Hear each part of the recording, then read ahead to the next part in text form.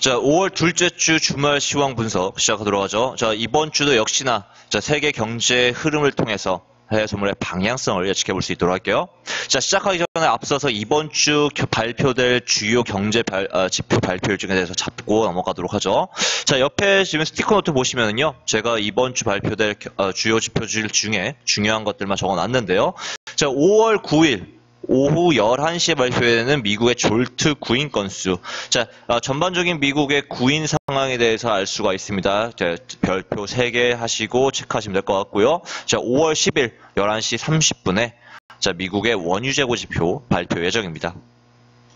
자, 이번 주, 지금 현재 유가가 많이 출렁이고 있습니다. 자, 이번 주 원유재고 지표를 통해서 한 차례 또 큰 방향성이 제시가 될 거예요. 확인하시면 될 것 같고요. 자, 5월 11일 줄줄이 발표됩니다. 오후 9시 30분에 미국의 주간 신규 실업수당 청구 건수, 생산자 물가지수, 그리고 핵심 생산자 물가지수가 발표 예정입니다. 자, 5월 12일 자, 9시 30분에 소매 매출과 소비자 물가지수가 발표 예정인데요. 자, 제가 전에도 말씀드렸다시피 물가지수 그리고 고용지표 이 두 가지 키워드는 꼭 별표 3개로 놔두시고 체크하시라고 말씀드렸었어요. 그만큼 달러에 큰 영향을 미치는 경제 지표들입니다. 달러가 결국에는 해외 선물을 움직이는 가장 주된 원인이다라고 말씀드렸었어요. 그래서 달러의 동향을 통해서 해외 선물의 방향성을 예측해 볼 수 있다라고 말씀드렸었죠. 자, 이러한 달러의 움직임은 우리가 물가지수와 그리고 고용 지표의 이 경제 지표를 통해서 한 차례 또 방향성을 예측해 볼 수가 있다. 꼭 별표 3개로 두시고 확인하시기 바랍니다. 자, 그럼 본격적으로 시작해 보도록 하죠. 자, 이번 주 키워드는요, 3가지입니다. 첫 번째는요, 프랑스 대선 마크롱이 마린 르펜을 꺾고 대통령으로 당선됐습니다. 자, 여기에 따라서 지금 현재 해외 선물의 방향성은 어떻게 제시가 되고 있는지 한번 지켜볼 수 있도록 하고요. 자, 그리고 두 번째, 헤지 펀드의 유가 베팅 시기. 자, 유가 같은 경우에는 지금 한 차례 43.75까지 하락한 이후에 빠르게 회복하면서 지금 현재 46.85까지 상승하고 있는 모습입니다. 자, 앞으로 유가의 방향성은 어떻게 이어가지게 될 것인지, 유가의 방향성을 우리 헤지펀드, 한마디로 세력의 유가 베팅 시기를 찾아봄에 따라서 우리가 한번 방향성을 예측해 볼 수 있도록 하죠.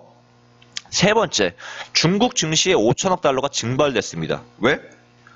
중국 자체적으로 증시에 지금 담가져 있는 빚과 신용 투자의 단속으로 인해서 5천억 달러, 하나로 따지면 거의 한 50조 가량이 증발했다라고 보시면 될 것 같은데, 이로 인해서 지금 해외 선물 방향성이 어떻게 또 이어지게 될 건지에 대한 부분 한번 잡아보도록 하죠. 자, 첫 번째. 자, 마크롱이 마린 르펜을 꺾고 이겼습니다. 뭐 사전 여론조사에서 이미 70%가량이 마크롱의 승리를 점치고 있었습니다. 자, 그렇기 때문에 뭐 별다른 그 이변은 아닌데요. 어찌됐든 간에 유럽 연합한테는 최악의 상황은 피한 거다라고 보시면 될 것 같아요. 자, 과거에 브렉시트로 인해서 이미 영국이 유로 연합을 탈퇴했었는데, 이번에 마린 르펜이 프랑스 대통령으로 당선이 됐다 한다면은 프랑스 역시 유로 연합을 탈퇴할 수 있는 그런 여론이 머물러 가면서 유로가 한 차례 크게 폭락할 수 있는 계기를 마련할 뻔했었는데, 다행히도 마크롱이 승리하면서 프랑스가 유럽 연합에 잔류할 것이다라는 기대 심리 속에서 유로가 한 차례 상승하고 있는 모습입니다. 자, 우리가 여러분들이 기대했던 거와는 다르게 유로가 마크롱이 대통령이 당선됐음에도 불구하고 별다른 움직임은 없죠. 왜 그러냐? 이미 사전 여론조사를 통해서 마크롱이 승리할 것이다라는 것이 이미 시장에 반영됐기 때문에 그렇게 큰 영향은 없는 모습입니다. 하지만 마크롱이 당선됐기 때문에 큰 방향성은 제시가 된 상황이죠. 자, 마크롱은 어떤 인물입니까? 중도 보수파입니다. 자, 최연소 프랑스 대통령인데요. 올해 만 41살이에요. 이 사람이 주장하는 게 뭐냐? 바로 분열된 국민 통합. 한마디로 그냥 뭐 말은 많습니다만은 한마디로 그냥 유럽연합에 남아있자라고 잔류하자라고 주장하는 대표적인 인물이다라고 보시면 될 것 같습니다. 자, 그렇기 때문에 이번 주는요. 프랑스가 유로연합에 남아있게 되면서 유로의 상승으로 이어지게 될 겁니다. 자, 유로가 상승함에 따라서 상대적으로 달러의 하락으로 이어지게 될 텐데요. 자, 그로 인해서 달러가 하락함에 따라서 금과 유로 그리고 주요 통화 엔, 파운드가 상승하는 모습 보이게 될 겁니다. 자, 이번 주는요. 그래서 유로의 상승. 자, 프랑스가 유로존에 남아있다는 것은 프랑스가 남아있음에 따라서 유로가 다시 한 차례 브렉시트로 인해서 하락했던 그것을 다시 회복할 수 있는 계기를 마련했다라고 보시면 될 것 같습니다. 유로는 장기적으로 상승합니다. 이번 주 역시 금주 역시 상승하고요. 금주 유로가 상승함에 따라서 달러가 하락하게 됩니다. 왜? 달러는 상대적으로 유로가 상승함에 따라서 하락할 수밖에 없는 종목이기 때문이에요. 달러가 하락함에 따라서 금과 유로, 금은 왜? 안전자산이기 때문에 달러가 하락함에 따라서 금이 상승하는 거죠. 그리고 주요 통화상품, 유로, 엔, 파운드가 동시다발적으로 상승하는 모습을 보게 되신다라고 보시면 될 것 같습니다. 자, 그럼 두 번째 키워드로 넘어가 볼게요. 자, 지금 유가 같은 경우에는 저번 주 목요일 근 15분가량 200T가량 하락하면서 200T가량 하락하면서 43.75를 기점으로 다시 반등하고 있는 모습입니다. 자, 이러한 움직임 뒤에는, 자, 목요일 5일의 하락 뒤에는 미국의 헤지펀드, 한마디로 세력들이 너도 나도 유가 베팅에서 발을 뗐기 때문인데요. 보시면은 정말 가파른 하락세로 이어지면서 근 한 15분가량, 자, 5분 봉이에요. 봉이 지금 캔들이 하나, 둘, 셋, 15분 만에 45.50에서부터 43.75까지 약 200T가량 하락하고 다시 회복하고 있는 모습이다라고 보시면 될 것 같습니다. 자, 이 바로 직전에, 이게 언제예요? 자, 12시 15분이죠. 12시에 세력들이 너도 나도 유가에서 매수 물량을 매도했습니다. 그러면서 개미들도 너도 나도 같이 공매도를 한 거죠. 그 이유로 인해서 유가가 크게 하락했었습니다.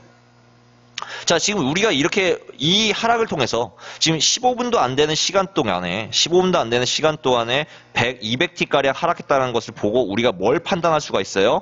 다음 유가의 방향성은 이 하락하기 이전에 매도를 했던, 포지션을 정리했던 이 세력들이 어떤 포지션을 취하는가에 따라서 향후 5일의 방향성이 결정을 짓게 된다라고 보시면 될 것 같습니다.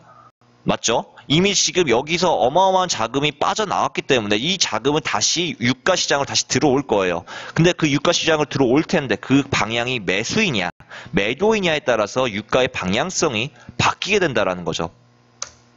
자, 그렇다면 이 헤지펀드, 이 세력들의 결정에 있어서 유가 배팅 방향성 결정에 있어서 영향을 줄 수 있는 게 무엇이냐? 자, 제일 첫 번째는요. 이제 지금 오일이 하락하는 이유는 대표적으로 뭔가요? 셰일가스의 생산량이 상승하고 있다는 거에 있죠. 자, 셰일가스의 생산량은 증가하고 있는데 오펙은 감산은 진행하고 있습니다. 하지만 오펙이 5월 25일 날 비엔나에서 172번째 미팅을 진행이 됩니다. 자, 거기서 과연 추가적인 감산으로 이어지게 될 것인가? 자, 5월 25일날 추가적인 감산이 진행이 될까요, 과연? 상당히 회의적인 모습을, 지금 세계 전문가들은 회의적인 모습을 보이고 있는데요. 왜냐? 왜? 지금 작년 11월 기점으로 오펙이 감산을 진행했는데도 불구하고 사우디아라비아는 지속적으로 오일 이익이 감소하고 있습니다. 감산함에 따라서 오일이 $60까지 상승해야 수익이 나는데 $60까지는 올라가줘야 수익 전환이 되는데 오히려 감산했는데도 불구하고 오펙이 감산하니까 미국이 이때다 싶어가지고 생산량을 막 늘리고 있어요. 네?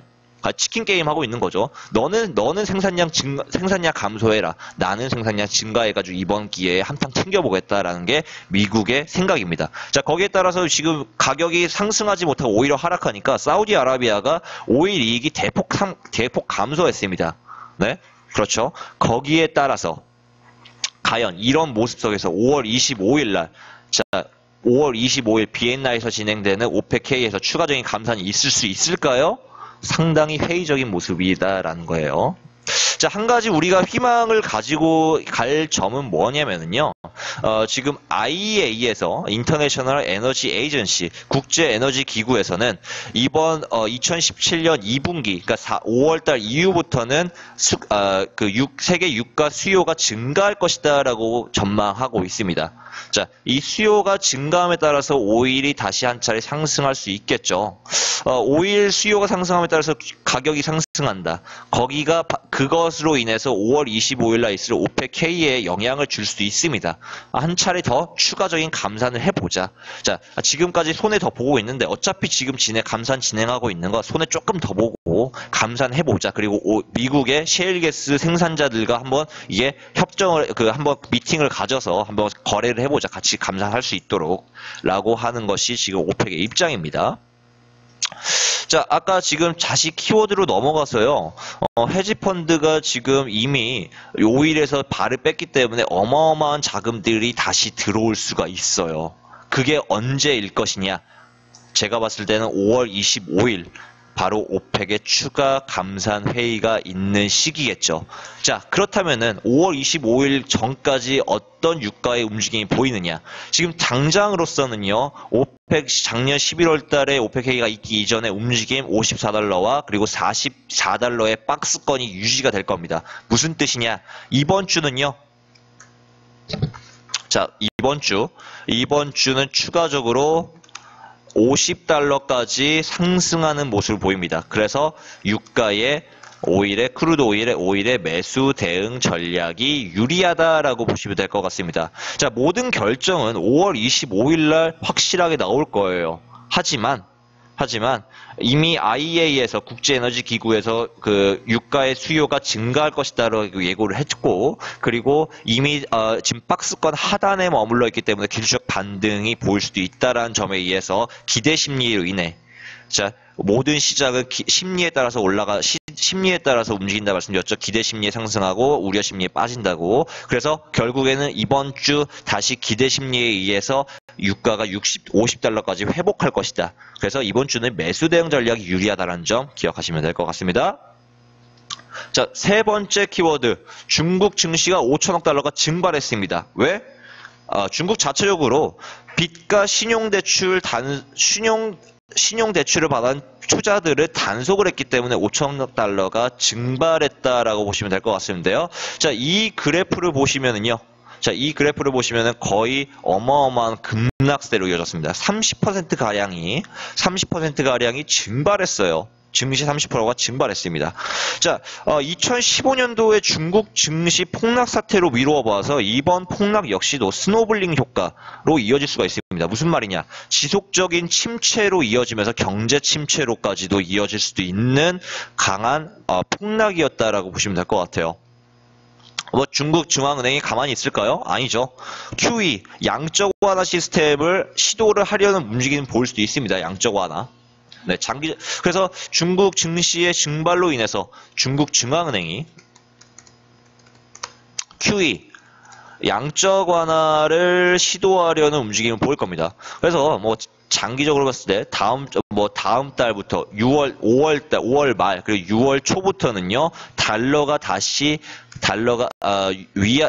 양적 완화를 통해서 위안화의 하락으로 이어지면서 달러가 상대적으로 상승하는 모습 보일 수 있다라는 점 보시면 될 것 같습니다. 자, 첫 번째 키워드의 달러 방향성과 좀 상반되는 모습 보이는데, 세 번째 키워드에서는 달러가 상승할 것이라고 예고하고, 첫 번째 키워드에서는 달러가 하락할 것이다라고 예고해드렸는데, 뭐가 맞는 건가요? 라고 물어보실 수도 있어요. 하지만 결국의 방향성은 첫 번째 키워드대로 달러가 단기적으로 봤을 때는 달러가 하락합니다. 하지만 중장기적으로 봤을 때는 달러의 하락은 제한적이다. 왜? 이번 중국 증시의 5천억 달러의 증발로 인해서 중국 중앙은행이 양적 완화를 시도하려고 할 것이고, 양적 완화를 통해서 위안화의 하락으로 이어지면서 달러가 다시 상승 모멘텀을 탈 것이기 때문에 단기적으로 봤을 때는 첫 번째 키워드가 맞습니다. 달러가 하락합니다. 하지만 중장기적으로 봤을 때 달러는 박스권의 형태,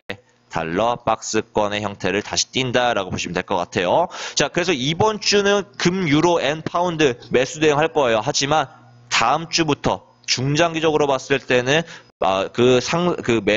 매수 대응 자체는 제한적인 매수 대응을 할 것이다라는 점만 기억하시면 될 것 같습니다. 자, 이번 주 세 가지의 키워드를 통해서 해외 소물의 방향성을 예측해 봤어요. 자, 결론은 뭐예요? 한 줄 결론은 뭡니까? 금, 유로, 매수 대응, 오일 매수 대응입니다. 왜? 달러가 하락했기 때문에. 달러 하락으로 인해서 금, 유로의 매수 대응, 그리고 유가는 이미 바닥을 쳤다. 44달러 박스권, 하단 박스권에 의해서 다시 50달러까지 상승, 오일의 매수 대응입니다. 이 한 줄 요약을 통해서 이번 주도 역시나 해외 선물 대응해 볼 수 있도록 하죠. 자, 주말 시황 분석은 여기까지.